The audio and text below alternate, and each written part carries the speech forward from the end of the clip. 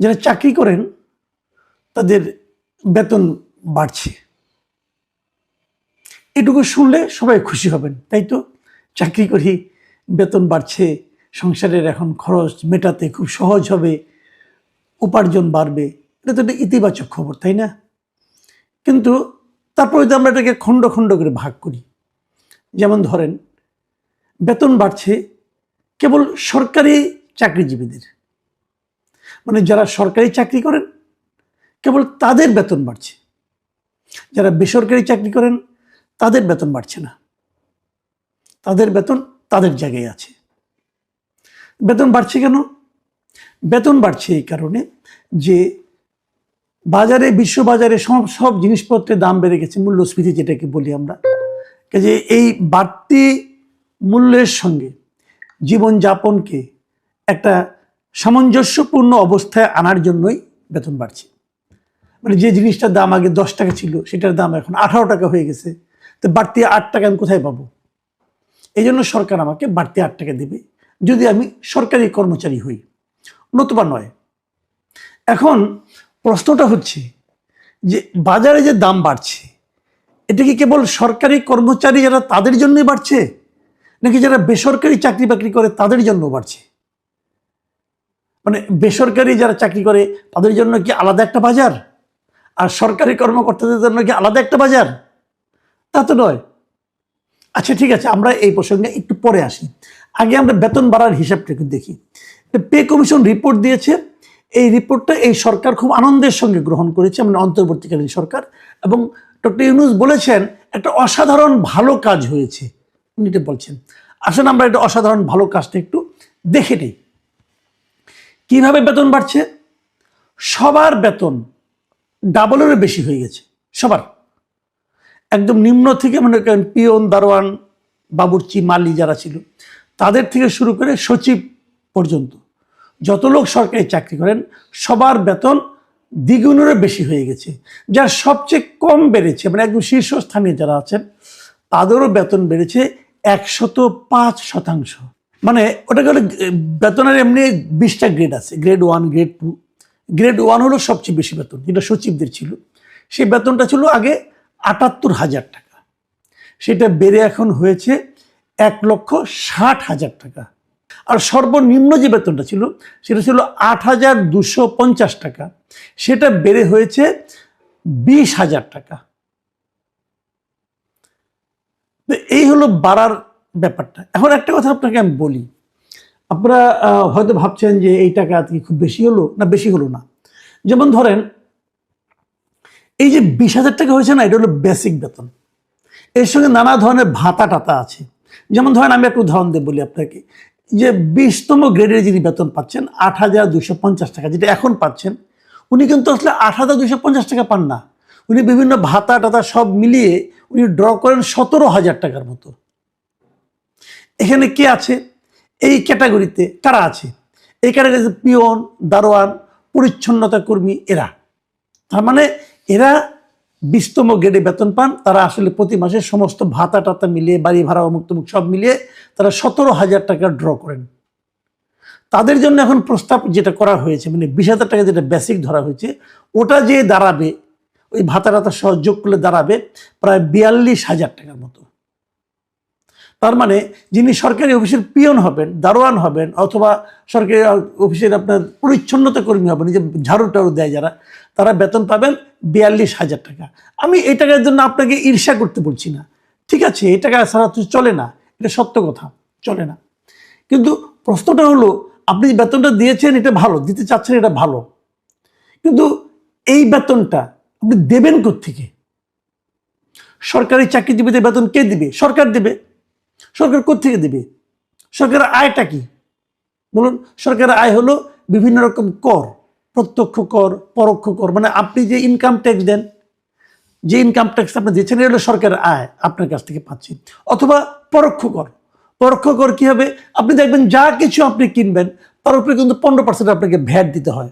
এই যে আপনি যে 2 টাকা দেখে দেয়া সেলাই কিনেন না, এখানেও কিন্তু আপনি সরকারকে 30 পয়সা দিচ্ছেন। ওখান থেকে 2 টাকা থেকে 30 পয়সা গভর্নমেন্ট নিয়ে নিচ্ছে। তো এভাবে কিন্তু গভর্নমেন্টের ইনকাম হয়। তো এই ইনকাম যেটা হয় সরকারের সাকুল্যের, এটা বলি আমরা রাজস্ব আয়। আমরা যদি রাজস্ব আয়ের কথা বলি, তো সরকারের রাজস্ব আয় যা হচ্ছে সেখান থেকে তো আপনাকে এই বেতনটা দিতে হবে, এবং সেই বেতনটা যে আপনি দেবেন, দিতে গেলে আমরা যেটা করি, এখন আমাদের যে রাজস্ব আয়টা আছে, এখন আমরা যেভাবে চলি সেটা একটু বলি। ধরুন এখন আমাদের যে রাজস্ব আয় আছে, যে আমরা ইনকাম, সরকার যেটা ইনকাম করে, সেই ইনকাম থেকে 70% সরকার দিয়ে দেয় বিভিন্ন জনের বেতন এবং ভাতায়। 70%।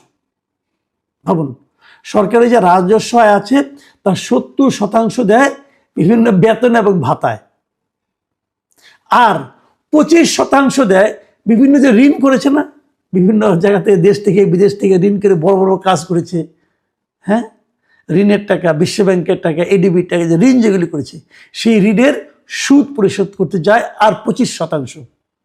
তাহলে থাকলো কত? 5%। সেটা দিয়ে টুকটাক টুকটাক কিছু উন্নয়ন করে। এটা হলো রাজস্ব আয়ের কথা বলছি কিন্তু আমি। তো এখন যদি আপনি বেতন বাড়ান, যে বেতনটা বাড়ানোর কথা বলা হচ্ছে, সেই বেতনটা বাড়ালে আরো কত টাকা লাগবে? আরো নতুন করে আরো টাকা লাগবে 1,06,000 কোটি টাকা। এখন এই যে বাড়তি 1,06,000 কোটি টাকা লাগবে বছরে, এই টাকাটা সরকার কোত্থেকে আনবে? মানে এইগুলি কিন্তু এই অন্তর্বর্তীকালীন সরকারের কোনো চাপ না, এই চাপটা যে পড়বে নতুন যে সরকার আসবে 12 ডিসেম্বরে নির্বাচনের মাধ্যমে, সেই সরকারের উপর। সেই সরকার এই টাকাটা কোথা থেকে আনবে? তাহলে কি ট্যাক্স বাড়বে? সবার উপর যে ট্যাক্স দিবে। আমি আপনি যারা আমরা কোনো বেসরকারি চাকরি করি, অথবা অন্য কোনোভাবে ব্যবসা বাণিজ্য করি, অথবা যারা জিনিসপত্র কেনাকাটা করি, আমাদের সবার কাছ থেকে টাকা, আরো টাকা নিবে, আরো ট্যাক্স দিবে, নিয়ে তার যারা চাকরি করে, মানে সরকারে যারা নাকি পার্ট অফ গভর্নমেন্ট, যে সরকারি কর্মচারী যারা আছেন, তাদেরকে উনি প্রতি বছর আরো 1,06,000 কোটি টাকা করে দিবে। এদের কাজটা কি আসলে? সরকারি কর্মকর্তাদের কাজ হলো, কর্মচারী কর্মকর্তাদের কাজ হলো জনগণের সেবা করা। খুব ভালো। আমরা যারা জনগণ আছি, আপনি আপনার কথা ভাবেন, আপনি যখন কোনো সরকারি অফিসে যান, সেবার জন্য যান, আপনি তো সেবার জন্য যান, তাই না? যেমন আপনি থানায় গেলেন, থানা কিন্তু একটা সরকারি কর্মকর্তা, এই পুলিশের বেতন বাড়বে। আপনি হয়তো কোনো সাব রেজিস্ট্রি অফিসে গেলেন, ওটা কিন্তু একটা সরকারি চাকরি করে, ওরাও কিন্তু আপনার কাছ থেকে টাকা নিয়ে এইভাবে বেতনটা পাবে। তো ওদের কাছে যখন আপনি যান, সেবা পান নাকি হয়রানি পান? অথবা ঘুষ দিলে কাজটা তাড়াতাড়ি হয়? কোনো একটা সরকারি অফিসে যে সেবা পেয়েছেন, সন্তুষ্ট হয়ে এসেছেন, ঘুষ ছাড়া কাজ হয়েছে, হয়রানি এবং ভোগান্তি ছাড়া কাজ হয়েছে, এমন লোক আমাদের সমাজে কয়জন আছে? এই আপনারা যারা শুনতেছেন, আপনারাই মন্তব্য করুন আমার এখানে, কয়জন আপনারা আছেন? শতকরা কতজন হবে? 5 জন, 10 জন হবে? এর চেয়ে বেশি হবে বলে হবে না, আমি গ্যারান্টি দিয়ে বলতে পারি। বাকি 90 জনই সরকারি অফিসে যে ভোগান্তির শিকার হন, আপনাকে উৎকোচ দিতে হয়, সেলামি দিতে হয়, ঘুষ দিতে হয়। তো ওনারা আমাদের কাছ থেকে ঘুষও নেবেন, আবার ওনারা আমার কাছ থেকে বাড়তি টাকা নেবেন তাদের সংসার চলে না বলে। এই তো হচ্ছে। তো এখন কোশ্চেন, এটা করলো কেন? করলো এই কারণে, দুটো কারণে আমি মনে করি। এই সরকার তার শেষ দিকে এসে এই সরকারি কর্মকর্তা কর্মচারীদের হাতে রাখতে চায়, বোঝাতে চায় যে আমরা তোমাদের জন্য অনেক করলাম, তোমরা আমাদেরকে হেল্প করো বাকি সময়টুকু। পাশাপাশি নতুন যে সরকার আসবে 12 তারিখের পরে, তাদের উপরে একটা বোঝা চাপিয়ে দিল। ওই সরকার এসেই হাহুতাশের মধ্যে পড়ে যাবে যে কিভাবে তারা সরকারি কর্মচারীদের এই বেতনটা দিবে। এই যে নতুন পে স্কেল ঘোষণা করা হয়েছে, সরকারি দল কিন্তু, সরকারি কর্মচারীরা কিন্তু বলছে এটা এখন থেকেই চালু করেন, আর সরকার বলছে না, এটা জুন থেকে চালু হবে। এখন কিছু কিছু হবে, এখন অল্প বিস্তর হবে, তারপর পূর্ণাঙ্গভাবে চালু হবে জুন মাসে। এখন ধরেন নতুন গভর্নমেন্ট আসলো, এসে ভাবলো যে এটা করা সম্ভব না, আমি কোথেকে করবো, আমার টাকা তো নাই। যদি না করে তাহলে কি হবে? নতুন গভর্নমেন্ট অজনপ্রিয় হয়ে যাবে। তারা বলবে ইউনিয়ন সরকারই ভালো ছিল, অথবা তারা নতুন সরকারকে অসহযোগিতা করবে, এমন এমন কাজ করবে যাতে নাকি নতুন সরকার বিপদগ্রস্ত হয়, নতুন সরকারের বদনাম হয়, তারা এগুলো করবে। আপনি বেতন বাড়ান, আমার কোনো আপত্তি নাই, সে সঙ্গে জবাবদিহিতা বাড়ান। সরকারি কর্মকর্তা কর্মচারীদের কোনো জবাবদিহিতা আছে? সরকারি অফিসগুলোর নিয়ম নীতি আছে? সরকারি অফিসের লোকজনকে ঘুষ খায় না? দেখুন, আওয়ামী লীগ আমলে কিন্তু এক দফা বেতন বেড়েছিল, বেতন বেড়ে জাস্ট ডাবল করে দিয়েছিল আওয়ামী লীগ আমলে, এবং তখন বলা হয়েছিল আপনারা ঘুষ খাবেন না, আপনাদের বেতন বাড়িয়ে দিলাম। সরকারি কর্মচারীরা এটা শুনেছিল? ঘুষ খাওয়াকে বাদ রাখছিল? আগের মধ্যে ঘুষ চলেছে, তখন ঘুষের রেটও বেড়েছে, ঘুষের রেট বেড়েছে, বেতন বেড়েছে। তো সমাধানটা কি? আমি তো পার্সোনালি মনে করি সরকারের সাইজ ছোট করতে হবে, সরকারি কর্মচারীর সংখ্যা কমাতে হবে। এত কর্মচারী আমাদের দরকার নাই। এরা সব মানুষ, যত কর্মচারী তত ঘাটে মানুষকে যে হোঁচট খেতে হয় এবং মানুষকে ঘুষ দিতে হয়, উৎকোচ দিতে হয়, হয়রানির শিকার হতে হয়। এটা করতে হবে। কে করবে? যে করবে সে অজনপ্রিয় হবে, এবং যেহেতু সমস্ত কিছু এদের হাতে, আসলে এদের হাতে আপনি জিম্মি হয়ে যাবেন। বিপরীত দিকে যে কথাটা আমি বলছি, যে আমরা যারা সাধারণ মানুষ আছি তাদের কি অবস্থা? তাদের কি বেতন বেড়েছে?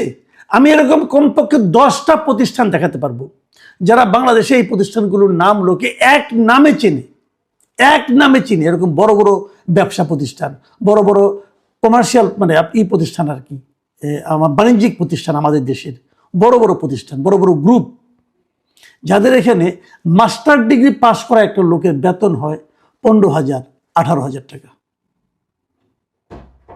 আমি আপনাকে উদাহরণ দিয়ে দিতে পারবো, অভাব নেই।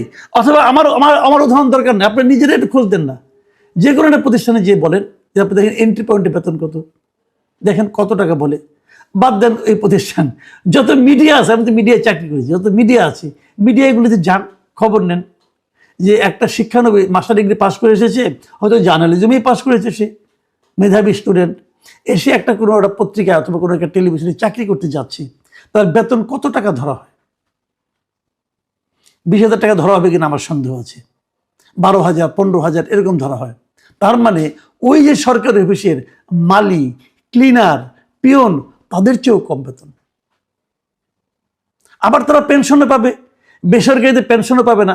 আমার কথা, সরকার যখন একটা দেশ চালায়, সরকার কি কেবল সরকারি কর্মচারীদের সরকার, নাকি বেসরকারি প্রতিষ্ঠানে যারা চাকরি করেন অথবা যারা শ্রমিক আছেন তাদেরও সরকার? যদি সবারই সরকার হয়, তাহলে কেবল কেন তাদের এই সরকারি কর্মচারীদের বেতন বৃদ্ধি নিয়ে তাদের এত মাথা ব্যথা? অন্যদের কি সংসার চালাতে হবে না? অন্যরা কি একই বাজারে যাবে না? এটাই হচ্ছে একটা জবাবদিহি না থাকা সরকারি চরিত্র। যে সরকারের কোনো জবাবদিহিতা নাই, তেমন সরকারের পক্ষেই কেবল এ ধরনের আচরণ করা সম্ভব।